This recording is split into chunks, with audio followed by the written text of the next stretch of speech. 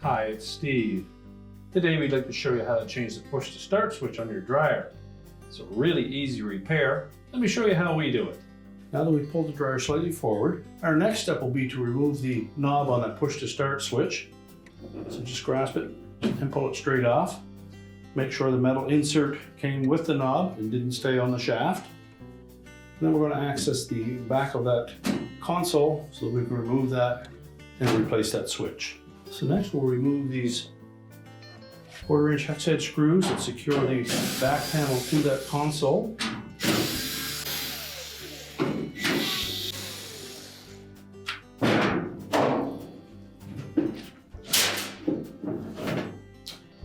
Simply remove that back panel and set that aside. Now with the back panel removed, our next step will be to remove the wires that are attached to that switch. So simply grasp the connector and pull them off. Now to remove the switch from the console, we're next going to lift up on this little tab where it sits into a detent. We can either rotate it clockwise or counterclockwise, about 1/8 of a turn, and then lift it out of that opening. You can then discard the old switch.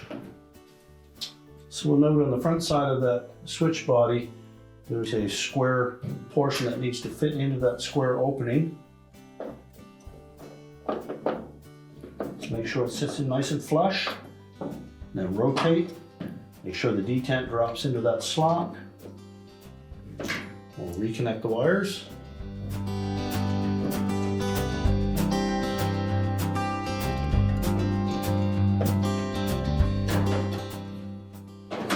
Now we're ready to put the back panel back on.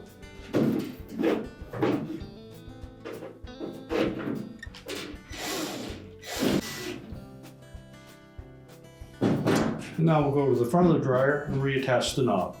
We just need to make sure that the insert for that knob is still intact and that there's no cracks on that knob. If so, you'll need to replace it. Simply line up the flat side of that knob with the flat side of the shaft. Press it on firmly, and then we can prepare to push the dryer back into place. We're now ready to push the dryer back into place, reconnect the power, and your repair is complete.